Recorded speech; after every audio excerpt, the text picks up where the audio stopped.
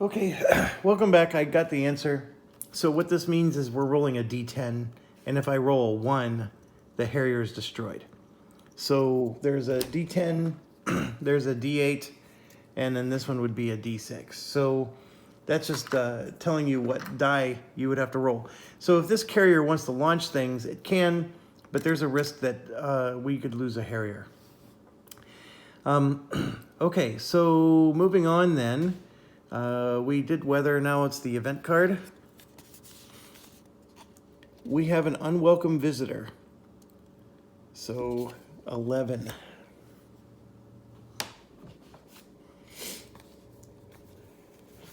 These events are never good.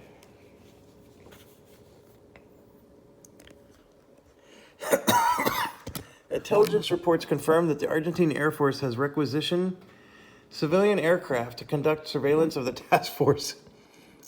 So we can task Cap to intercept the intruders. Take any number of ready Harriers, place them in the flown box.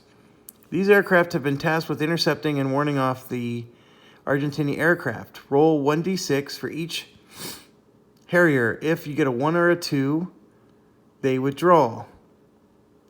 The Argentine Air Force Command realizes they will need to find another way of monitoring the British fleet. If none of the rolls result in a 1 or a 2, roll another 1d6. On a 1 to a 3, they fail. On a 4 or a 5, the Argentine aircraft fails to withdraw. The task force commander authorizes the destruction of the surveillance flight. International opinion drops by 1. On a 6, they fail to withdraw, and international opinion drops by 2. Domestic opinion drops by 2.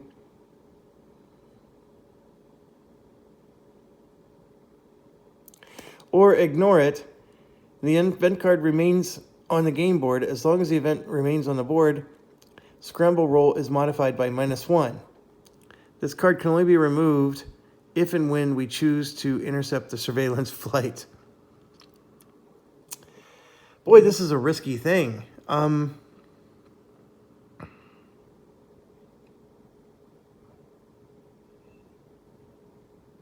If I roll a 1 or a 2, I avoid all this nonsense of the second roll. So it's really trying to reward me with sending out stuff. So the Hermes here has 1, 2, 3, 4, 5. They have 8. Remember, I can only send out 1 carrier at a time. There's only 6 total here. And it said that I can, I think, send out as many as I want. The good news is they go in the flown box and I don't have to do a recovery.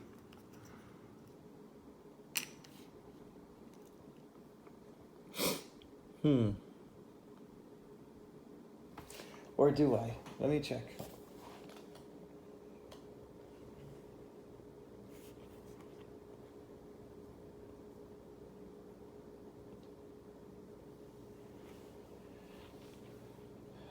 Nope, you do not have to roll recovery for those.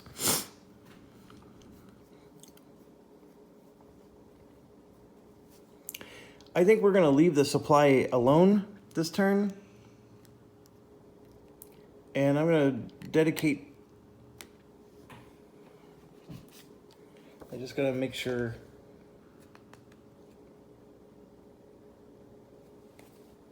It's any number, so I'm going to put all 6. Since this carrier doesn't get to operate next turn, we're going to send all 6. So we're going to roll a 1d6. So as long as I get a 1 or a 2, we're fine. And there it is, 2 1s. So we succeeded, and we got rid of the event. Okay? So there's going to be nobody on Cap. There's going to be nobody to scramble. None of that. And that's fine. The scramble modifier got increased by 1. I'm feeling okay about that. Yeah, so let's see if this backfires. Sit rep is going to go up. We're moving to 10. And it is now level 5. So sit rep is much higher. And you can see here that the Rio Grande is still only a 5 or a 6. So it is shifting. And it's a moderate area. So Where do I want to put my SAS? That is a good question. San Julian.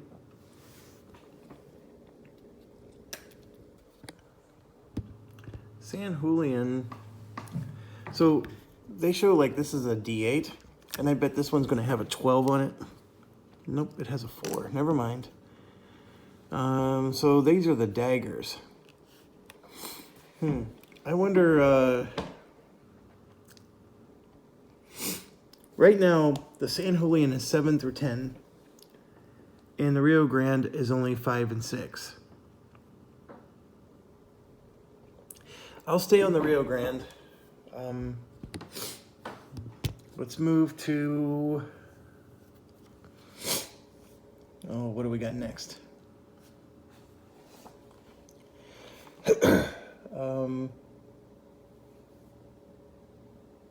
Oh, that's right. I didn't have to make the SAS decision. It's the reinforcements arrived. So let's look at our reinforcements here. So this is a support ship, and the Elk and the Europic Ferry and the Atlantic Conveyor, those are all support ships, okay? So they go in the middle. They're part of this. And there's a lot of support ships suddenly here, okay? We do have the Edmund Transport, and then we have the Canberra and the Norland. These are 2 more transport ships. Obviously, they have troops loaded on them. And the Edmund and the Norland are these 2, and the Canberra are these 3. Okay, so we have 5 of our 10 troops are there and need to be protected. We also got the HMS Fearless. This is a landing craft, and the Intrepid. So we got our landing craft. They finally arrived, and they also go in the middle. So I have to put both of those in the middle as well. Excuse me. And then we got the Argonaut and the Ardent. 2 more battle cruisers, I guess, if you will, patrol. And so what I'm going to do is I think I'm going to, we need to shore up our lines, right? So we're going to start putting them around the edge to protect our assets. So we'll go ahead and do that. Okay. I can't do cap or supply because of my decision to avoid the Harrier recovery. So I'm going to go ahead and just put that back in the box. Excuse me. So now we got to do deployment. So this is the off-board stuff. We're going to see if they're going to join. And the battle cruise group is once again entering the game. So the battle group is coming in. And I'm going to roll for this carrier right now. And there's a 1. So the carrier is entering into the coastal region. Okay. I forgot to move my subs. So I still have 3 in the coast. I'm going to just live with it the way it is because I was supposed to remember to do that. So this sub that's out in the search box, we're rolling. And he stays where he is. And then the other sub is going to roll. And nothing happens. Okay, so he's staying where he is. So that's our situation. Now we're going to try to detect. Okay, so our 3 subs are going to roll a d6. So 1. Reach across the board here. We're going to roll a d6. See if we detect their sub. 2 of them did. Okay, so 2 of our subs are going to engage. So I'm going to flip them around because I'm pretty sure they're going to rotate 180. And we're attacking the sub. Now, I think I get to do this one at a time, but 13.5.3. We did this once in the early game, but I forgot already how it works.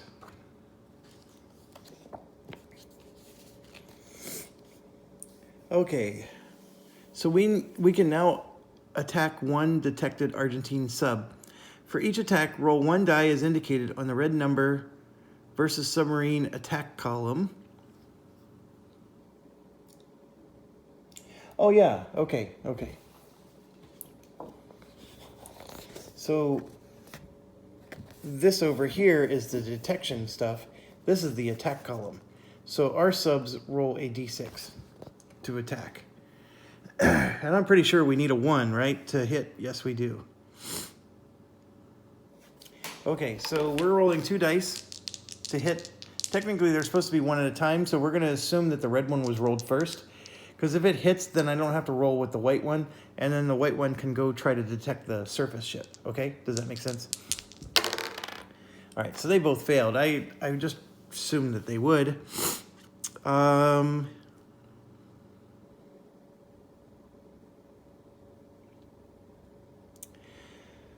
Okay, so now their sub is trying to detect us. So in the coast, it's a D8. Oh, it did detect us. Look at that. Oh, no, hold on. We got to back up. We have to resolve this chart. I was getting way ahead of myself. We failed our attack, so we have to do this thing for both of our subs. So we're rolling a D12, capital D. So here's the first attack on their sub. We rolled an 8. So for the 8, target changes course away from the task force. SSN captain postpones attack. If target a submarine, place it in the ready for war box. If it's a task group, it goes off board. So that second attack didn't ever happen. So what I'm going to do is I'm going to come over here and flip this submarine back around, because only that one was able to attack, and we successfully knocked this one back to the ready for war board. That's what the outcome was. So when I rolled for him to detect us, see, that was an invalid roll. He's not even there anymore. He ran away. Okay, so now our subs are going to try to detect the surface ship on the coast, and those are D4s. Holy cow, we have 2 rolls we get to do. And of course we fail both of them. So now they're going to get to detect us. And this one is a carrier, which in the coast is a D6 roll. And he rolled a 2. So he failed. Okay, so now we move on to engaging the task force. So that's the gray number.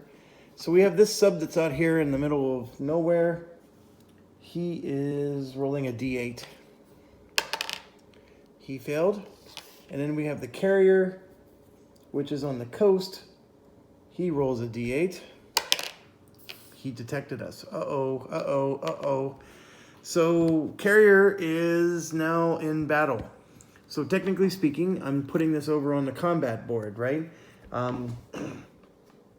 So he's getting ready to come after us. So we now have these 2 ships that get a chance to try to defend them back. And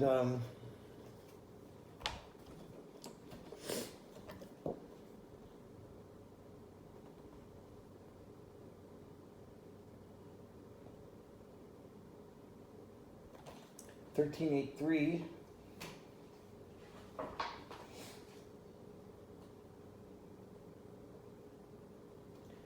So we're going to roll 1d6, and on a roll of a 1 or a 2, we scare them all the way back home. And so we have 2 ships there, and we failed to get that. So we rolled 2 5s. So now what happens? If there's no rolls made, the task force evaded. So now they have to do an engagement roll. They're going to roll 1d12. Okay, so I'm right here. They're going to place the unit. So we're going to decide where they're going to attack in that defense grid. They're rolling a 1d12. If the vessels immediately transfer to and attack to the central zone, if the roll is a 1, they also attack.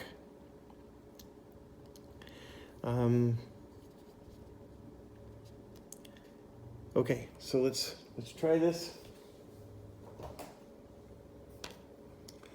D12. I rolled a 3. Okay, that would have been disastrous. However, it's this guy. We just put one there this turn. Talk about lucky, huh? So we now have some kind of engagement going on. This is new rules here. All right, so now we are doing Argentine versus British fleet combat. This is a whole new section of the rules. Combat between the British fleet and Argentine Navy is now conducted. So we're looking at this situation right here. Each zone on the task force display that contains an Argentine unit is contested. For each contested zone, use the following procedure. If they have a submarine, randomly select one British vessel from the zone and make an attack roll. For each Argentine task group, make the following attack. If the attack is conducted by the patrol group, roll 1d6 for each British vessel in the target zone. Okay, this is a carrier, so we're going to move on. If the attack is conducted by the battle group, skipping that.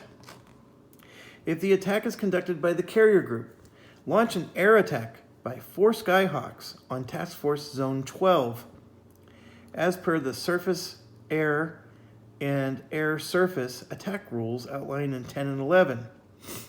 All vessels present in the target zone are subject to this attack and may defend themselves and other vessels normally.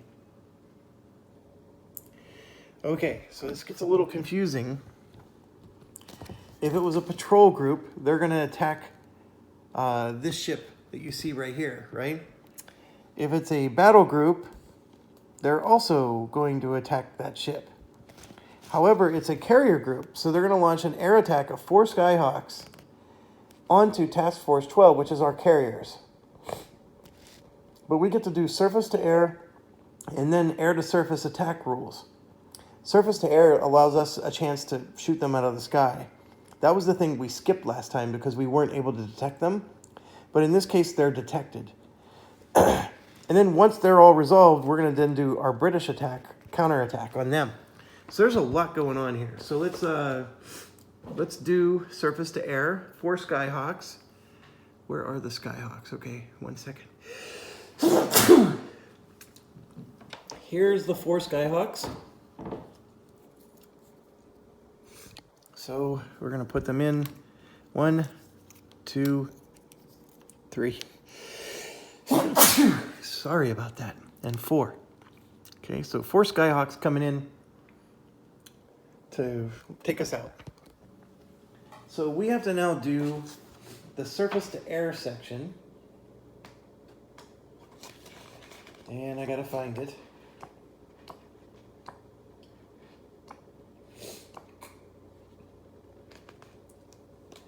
What I don't understand is, oh no, I don't have a cap there. I was gonna say if I had a cap there, I think I would do air to air as well, but. Okay, so surface to air. Let me show you what happens here.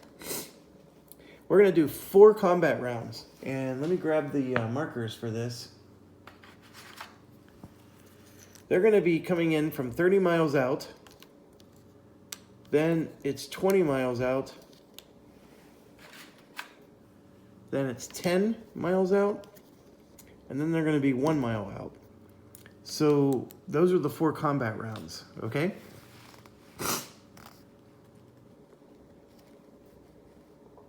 And during each of those rounds, our Navy is going to have a chance to shoot them out of the sky as they're approaching us. If, after all of this, they're still alive, then it's air to surface where they get to attack us. So we start at 30. So first thing we have to do is we have to do a radar lock. To activate our defense systems, at least one of our target vessels must secure a radar lock. At the start of each combat round, you must choose one vessel. To attempt this, logically choose the one with the most effective radar system, as indicated by its radar lock number on the combat chart. So let's see what the combat chart looks like. So we have this whole section here we've never used. This is our missile system. And from 30 out, it looks like only the Sea Dart can detect it with a D8. Oh, that's the missile system. I don't know if that's a radar lock. Oh, here's radar lock right here. Radar lock number 3. So here it says roll 1d10. A roll less than or equal to the radar lock number is a successful detection. Okay, so each of these ships have different radar lock numbers, and you can see the class here, right? So we're gonna have to do some study real quick. So the CTR is a carrier, the Invincible, okay? The CTR is the Hermes, the Invincible is INV, then we have 2 FLSs, and the rest are just troop and support ships, okay? So if we look at this, the CTR is up here with a 5, and the Invincible is a 7. So even though the Invincible doesn't have a lot of Harriers, he's got a kick-ass radar. So we're gonna roll a 1d10, and we're gonna use the Invincible every day and twice on Sundays. If we get a 7 or less, we successfully get a radar lock. So let's try this. I got a 2, so we radar locked him. Now the problem is we're 30 miles out, okay? And it looks like the only missile that can hit it is, oh, actually the Invincible has it, right? Look, and I bet that's a D8 we have to roll. So let's find out.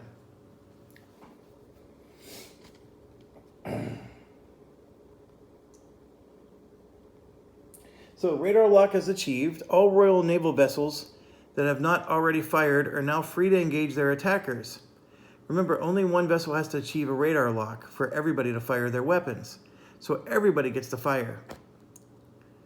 At the start of each combat round, you must decide which of your vessels will engage the attacking aircraft, examine the missile system, and identify which missile systems are carried on each vessel. Each system has a range indicator indicating its ability to engage the aircraft at a particular distance. Unlike the radar lock, the lower number, the more effective. Where the range indicator is blank, it means that they cannot engage. Boy, there's a lot of pages to this. Okay, so it's giving you an example that Sea Dart can engage at 30, 20, and 10, but not at mile 1.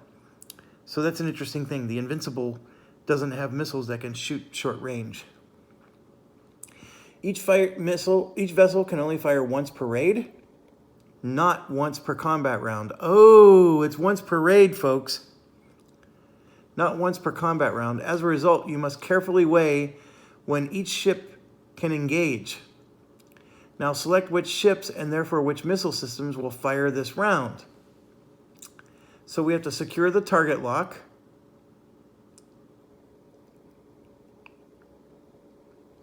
Then look at the missile system, roll the die,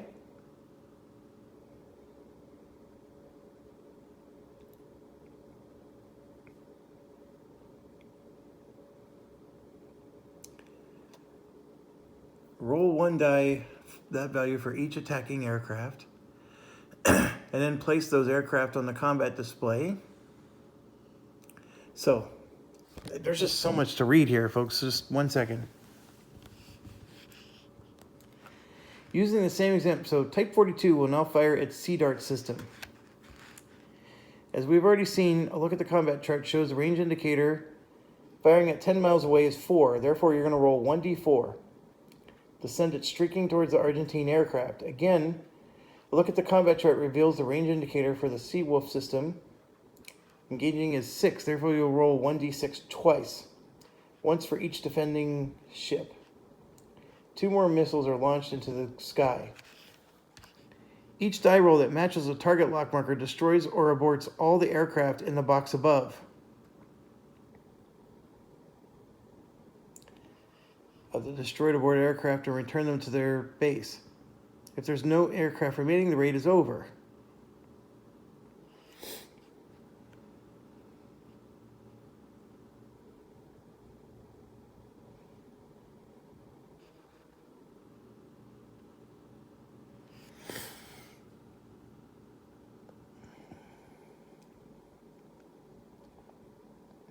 each die roll.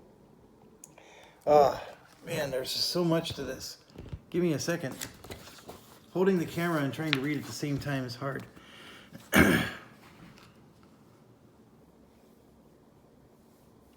It says when the target lock die has been selected, and you should roll one die of that value for each attacking aircraft. That's it. That's the key. So since there's 4 attacking aircraft, when you launch your missiles, you're going to get to shoot at all 4 of them. Okay, that makes sense. Each die roll that matches a target lock marker destroys or aborts all the aircraft in the box above.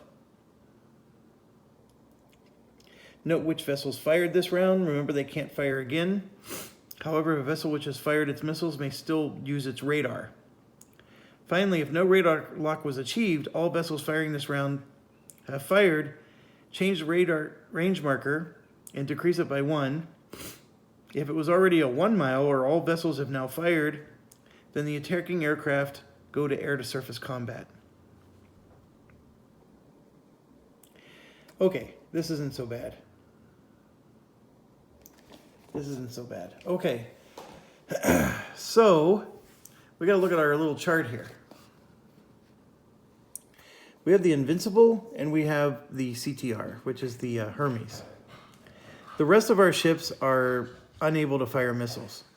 So you can see that the Invincible, his best range is right here at the 10-mile marker. The CTR has his best shot at the 1 mile. So even though we had a radar lock here, we're going to skip this, we're going to skip this, and I'm going to attempt a radar lock here at the 10-mile mark. There is a big risk there because if I fail, I'm not going to get to launch any missiles at all. But I'm going to go ahead and do that. So 30, 20, and now we're at 10, and so we're going to try to do a radar lock. And I rolled a 6, which is still good because we just needed a 7. The Invincible is awesome with its radar. Okay, so the Invincible is going to fire, and it's going to roll a D4, 1 for each incoming aircraft. 1, 2, 3, 4. And I have to roll 1 to hit. It's usual game rules here. And there's a 1, there's a 1, so I hit 2 of them. So 2 of the Skyhawks have been shut down. So I'm going to just put those over here. Okay, so there's still 2 more coming. And we're now moving to the 1 mile, and I'm going to roll, excuse me, a D10. I rolled a 2. We still detected them. So now the Hermes is going to attack with a D6, and it's shooting at 2 planes. And I rolled a 1. So we knocked out a 3rd one, but 1 Skyhawk makes it all the way through. So now we're doing the air-to-surface attack. So the air-to-surface is the next section. And since it's a Skyhawk, it's a 1d8. And if you remember, air-to-surface is really simple. They're either going to roll 1 or not. Oh, no. Okay, so we got to figure out who he's hitting. He destroyed whatever he hit. Oh, my goodness. That's not good.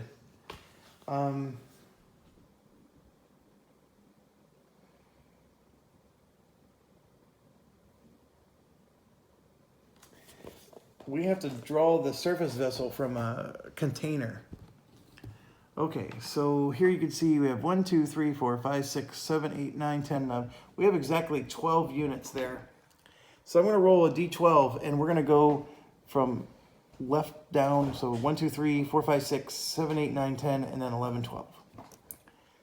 Oh my goodness. This could be disastrous. I rolled an 8. Okay. 1, 2, 3, 4, 5, 6, 7, 8. We just lost the elk support. It's been destroyed. So I'm going to just put it over here in the water. And we got to figure out what's going to happen to us now.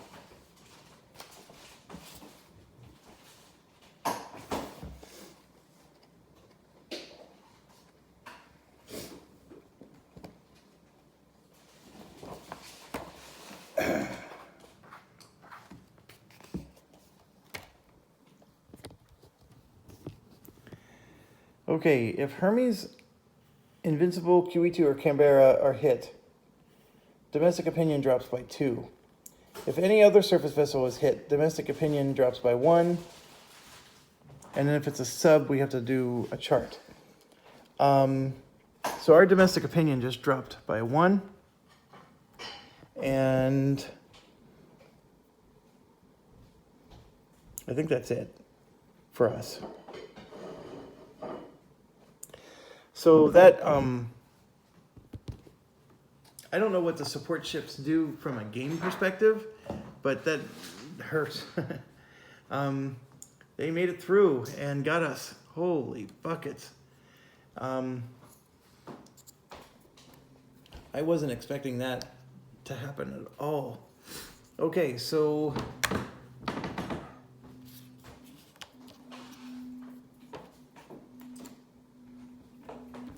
we just did that, but we're still not done, folks. Now we got to go back and resolve the carrier.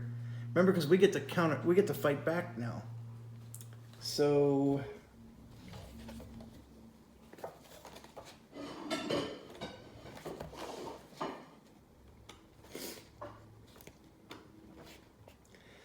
man, this is really in depth once things get cracking here.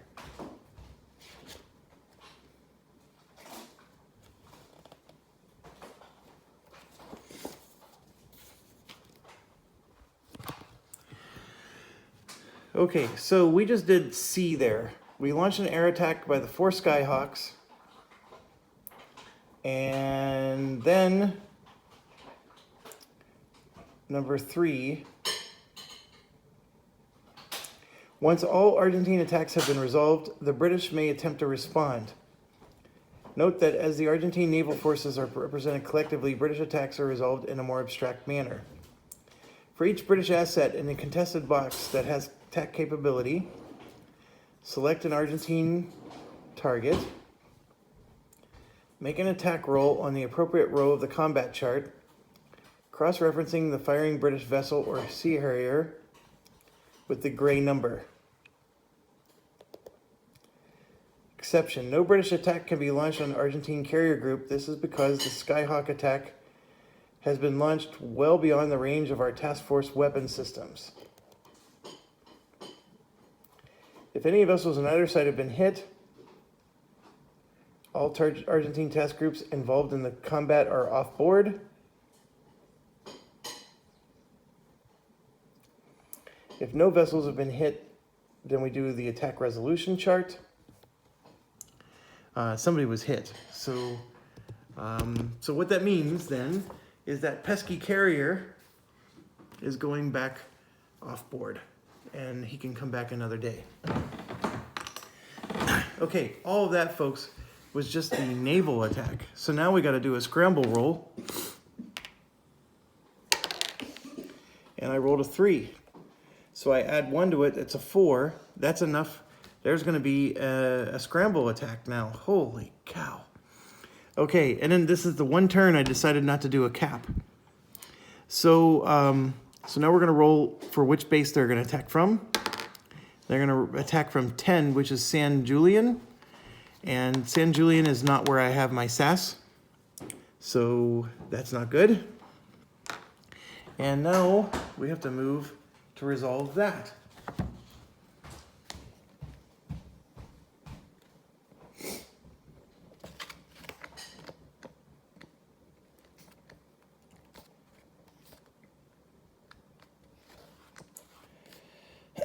Ay, ay, ay. Okay. So we do have the Chilean surveillance, and then we have the Nimrod as well. The Chilean surveillance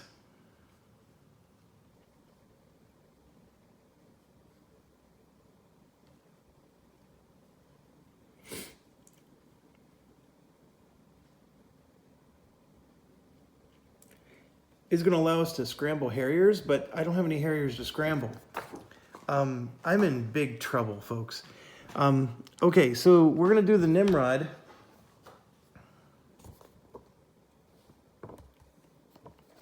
It's just a single 1d6 roll, and the Nimrod failed to detect. So now we're going to do the Chilean. So remember, we increased the war opinion by, or international opinion by 1. So we have the Chilean surveillance. We can scramble Harriers. I have none to scramble. We conduct the squadron attack roll as outlined above.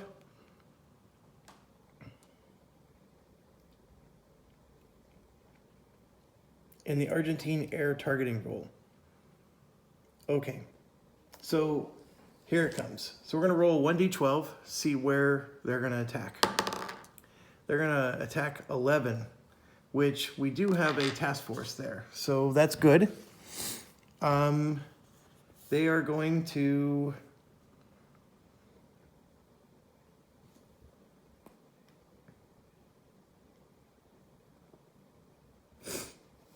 we also have to figure out how many aircraft are in this raid.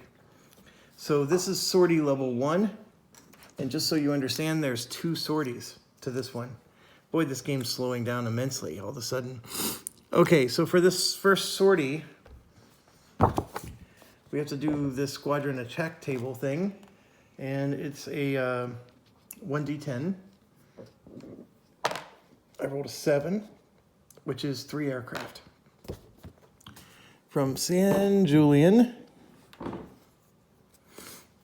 that's these 3. Okay, so they're coming. We already know they're attacking at 11. Oh, I made a mistake again. I rolled a d12. It's 2d6 I'm supposed to roll. They're coming at 7, so they're going to be here against our main attack group. Okay, so now we go back to the drawing board. This time we detected them, okay? Because if we didn't detect them, they would just get to take a shot at us, like what happened last time. But because we detected them, we're doing this 30, 20, 10 thing again, okay? But this time, we don't have the carrier involved. It's these 3 units, and you can see they're all T-42s, okay? So if we look here at T-42, they're down here at the bottom, and they have a radar of 6, which is pretty good, okay? So it doesn't matter which one we pick. They're gonna roll, see if we detect, but you can see that their best zone is right here at the 10-mile mark. I might launch here because I'm concerned I may not roll well enough to be able to attack. But let's see. Okay, so we're gonna roll a d10 at the 30-mile mark, and I succeeded in detecting them. I'm not gonna shoot any missiles. So now I go to the 20-mile mark. I rolled a 1, so I do succeed, and I can roll a d6 now. So I'm going to roll a d6 for 2 of these and leave the third one out. And of course I rolled 2 6s, so we missed miserably. And then I'm at the 10-mile mark. I rolled a 6, so I do detect them, and now I'm rolling a d4, and I rolled a 2, so I still missed. I missed with all my ships. So now these guys, interesting, they actually show you who can hit. Look at that. So depending on which type of ship you have, it basically tells you to chart. Yeah, that's pretty cool. All right. So this phase is done. We didn't hit any of the incoming planes. So then we got to look at their attack chart. And so they're doing a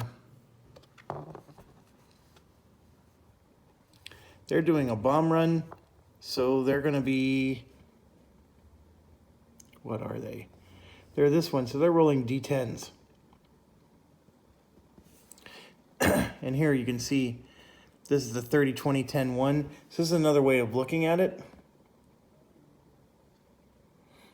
So they got that there as well.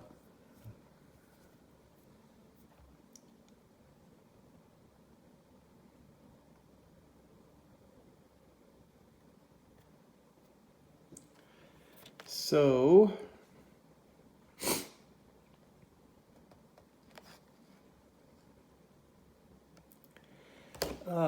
It's indicating that they actually get to attack us at the 30, 20, 10.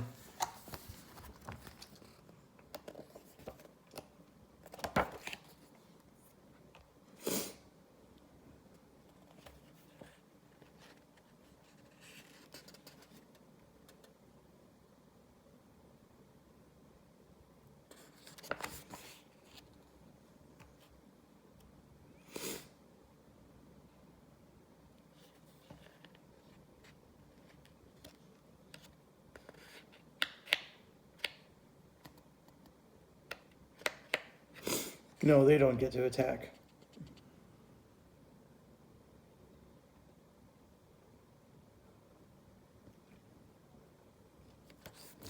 If it's the E-10 dards, they have the possibility of launching an exocet missile.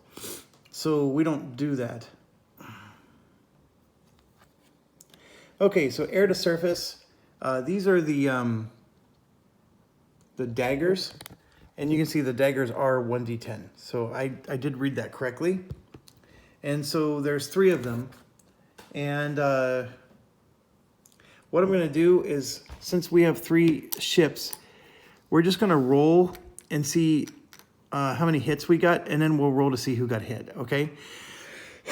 So there's 3 of them. And we're just going to roll 3 1d10s.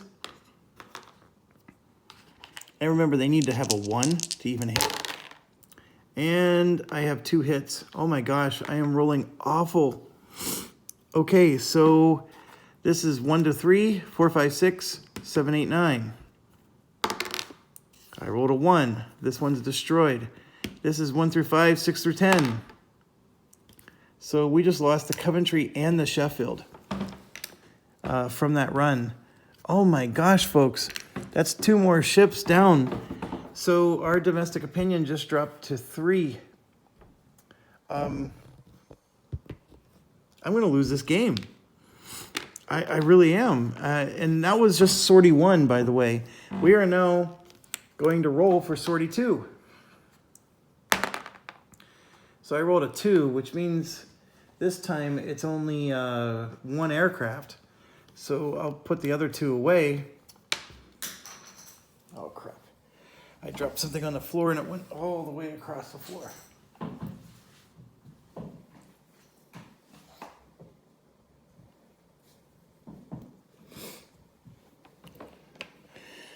Okay, so now we're going to have to roll, see who they're going to attack. They're attacking 5, which is this guy right here. Okay, so where's that support ship that got destroyed at? Where did I end up putting that? I mean, I have these 2. Might not get destroyed.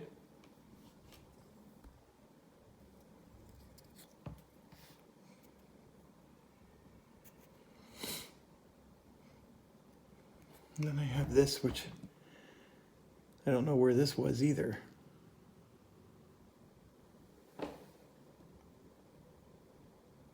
Oh, I see what I did. I see what I did. Okay. There's the support ship. All right, so all 3 of these ships were already destroyed. Not good. Okay, so he's attacking 5, which is here. Okay, so he's coming in that way. So we get to do the 30, 20, 10 thing again. This guy is a RTH. So if we look at RTH, it's a 4 radar, so it's pretty poor. And I can't roll until the 10 mile, right? It's pointless to roll before then. So we're gonna start at the 10 mile and we're rolling to see if we detect him. I rolled a 6, so I failed. So now he's at the 1 mile and I rolled an 8 and I failed. I mean, I was unable to even shoot a missile at him. So now he's gonna go after me, which I think we said was a D10. And we roll and we get a 3, and so at least this time he misses. So the dagger goes back, and that one wasn't quite as bad. our domestic opinion is at 3. If it goes to 0, we lose the game. So that is end of the round, folks. And boy, oh boy, did I make a mistake with my cap that round. The thing is my cap wouldn't have been in certain places, but they would have at least helped a little. I let the storm, give me some confidence that they weren't coming. And boy, was that a stupid decision. When that carrier is out there, I need to be much more diligent. And that was newbie mistake, folks. I did not need to make that kind of mistake. So next up is we're moving to turn 14. And another support ship is now coming out to replace the one that was destroyed. Again, I don't know what the support ships do for us. So we start our turn with weather. That's an 8. So it's the same deal, scramble modifiers +1, but there's no actual weather effects that hurt us or help us. And now we go to the event.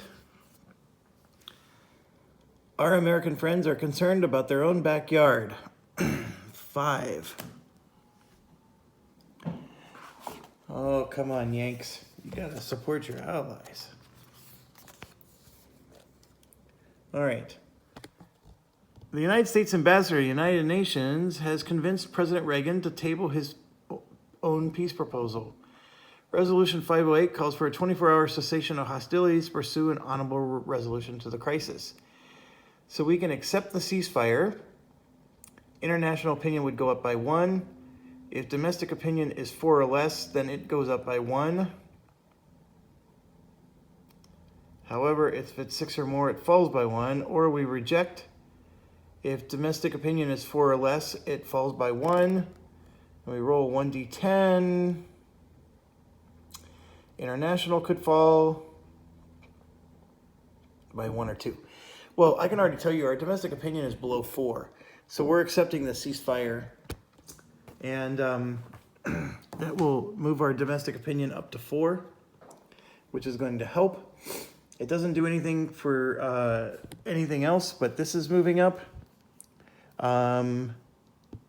The gentleman, we have a war to fight. How do I get rid of that? Because if I would have gotten rid of that, I would have been able to scramble that last turn. And that actually, it did hurt me. So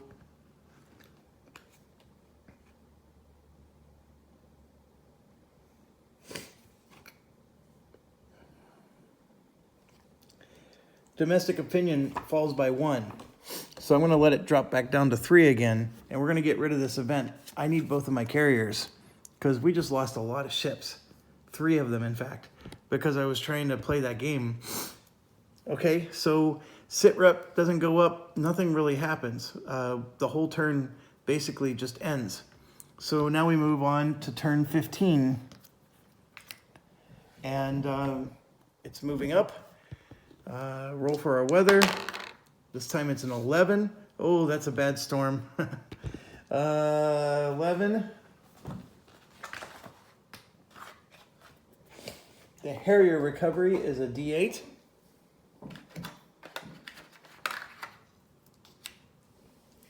So Harrier recovery is a D8. The All Naval Task Group detection is degraded. So everything is degraded.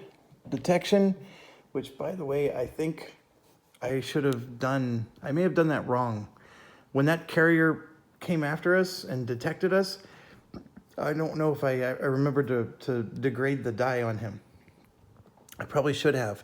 I may have avoided some of these losses, folks. So I'm not going to go back and fix it, but I'm just saying I think I forgot about that key detail. And then the scramble modifier is now +2. Okay, so new event card. Those Whitehall pen pushers, 43. Oh boy, that doesn't sound good.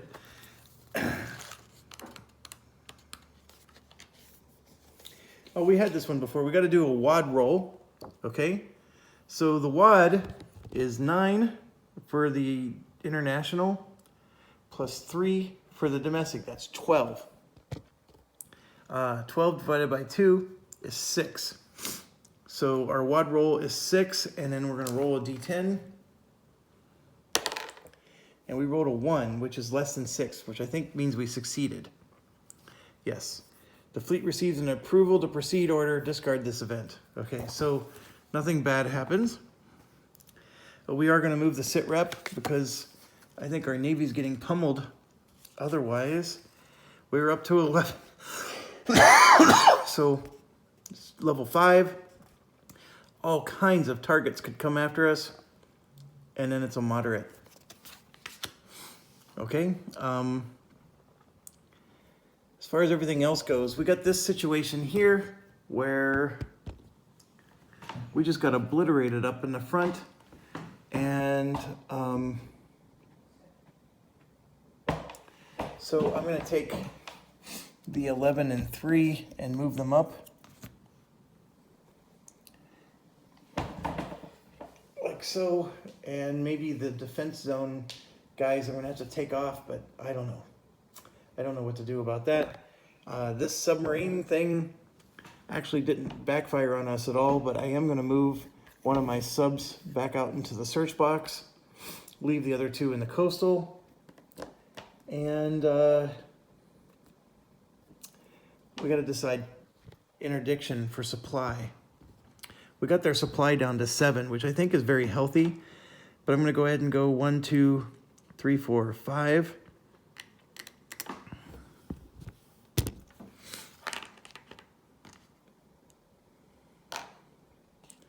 Gotta get those dice away. So 1, 2, 3, 4. There we go. We got a 1. So the supply is going to drop to a 6.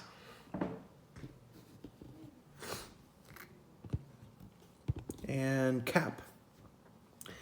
I'm going to go ahead and fly this one over the carrier group. And then 1 over the 7-9. And I'm not going to put 1 over the defense group because there's no... well, actually, no, the battle group could come out. So I'm going to go ahead and put 1 over the defense zone as well. So we're going to have 3 cap out, and then everybody else is just going to be ready to intercept, which is what I should have done last turn.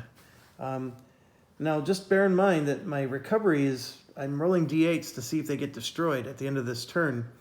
So that part's not good.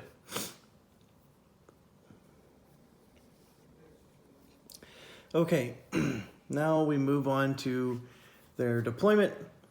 So they have a D4 and a D8. This is their carrier and their patrol group. Neither comes out. So now this is for the battle group. He's not coming out.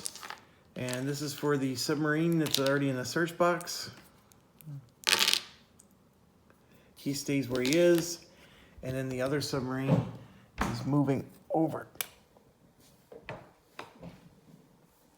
Okay. So now we have 1 sub trying to detect them. And it's a D8 for us. We miss, so then he's trying to detect us. And it is a D10 for him. He misses. He rolled a 10. Okay, so nothing, nothing. So now he's trying to detect our surface fleet. So he's going to roll a D8. And I know you're not able to see where that goes. It's a 3, so miss for him. And we're done. So now we go to the scramble roll. I rolled an 8, which is too high. We're actually adding 2 more to it. And then the turn ends. So scramble modifier is going back to 0. And I have 3 Harriers that I need to land. So these 2 are Hermes. And this one is Invincible. So we're going to do the 2 Hermes first. And it's a D8.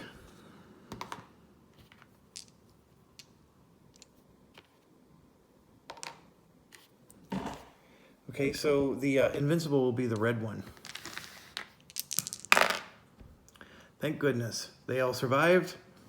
So Hermes and Invincible all go to arming status. So, okay, turn is over. We move to turn 16.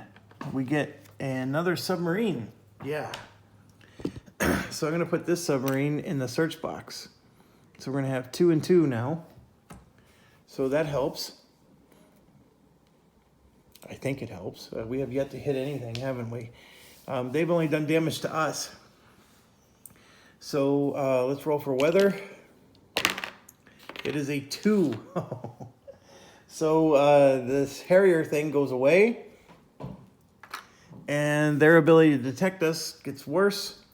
So technically speaking, that guy, we rolled a better die than we were supposed to last time.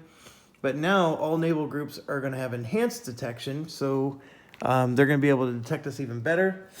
And the surface scramble modifier is now a -2. So that's very, very bad. Very, very, very, very, very bad. Her Majesty's government never confirms or denies. 30. Oh, what's happening now? The Times reports the nuclear depth charges and other nuclear ordnance are being carried by the task force. You may do nothing. Remains face up. For every turn it remains on the board. Each time a warship, not a carrier, landing craft, or submarine is sunk, roll 1d10 on a 1. Nuclear device is ruptured on the sinking vessel and a major operation is launched to secure and retrieve it. Material is successfully neutralized. The word of the incident leaks to the press. International opinion falls by 2. Domestic falls by 1.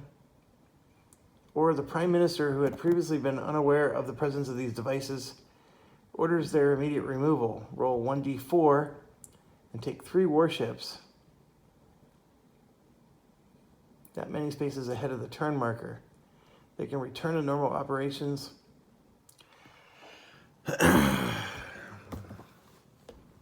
This is why, this is the same thing that Codeword Cromwell has a defect on.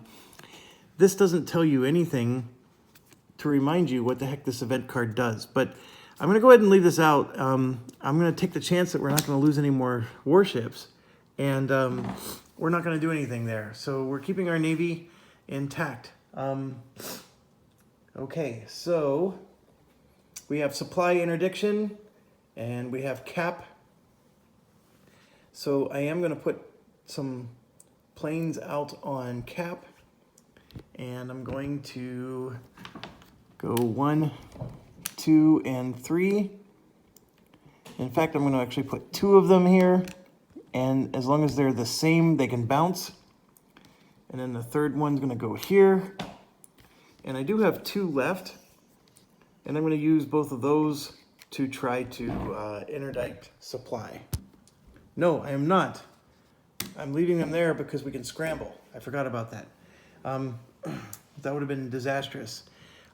We got their supply down to 6. I think we're doing semi-okay there. So they still have supply, mind you, but I think that my obsession with getting supply down is costing me the game.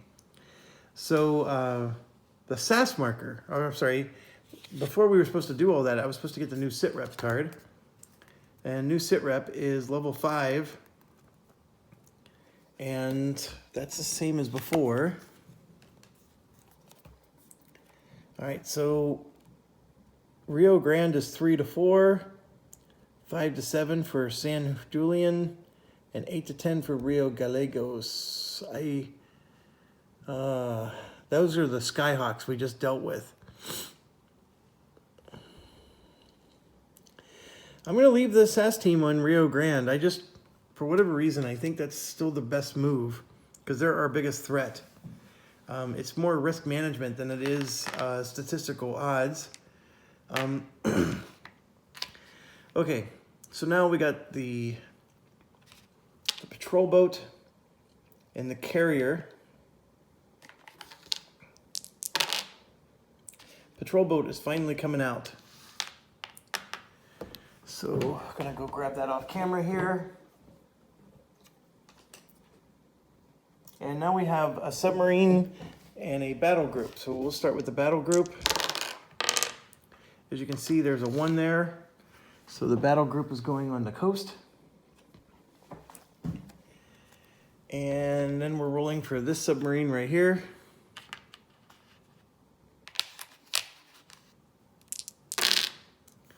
There's a 1. So he's going on the coast. Now we're rolling for the other submarine.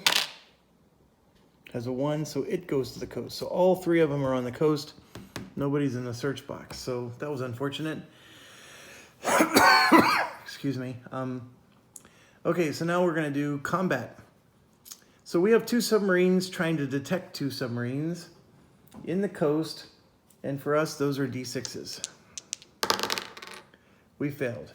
So now they have 2 submarines and they're rolling D8s. They failed. Okay, so now our 2 submarines are going to try to detect their surface, which is D4s. And we failed. And then they are going to try to detect us with D6s. Just 1 die. And it failed. So a whole bunch of fails. So now their surface ship is going to try to detect us, our task force, and they're coastal, so it's a D10. It fails. And now their 2 subs are going to try, and those are D6s. And that's also a fail. So nobody detected anything. And I'm at an hour, so I'm going to go ahead and end, and we will do the scramble roll when I come back. Thanks for watching. Stay awesome.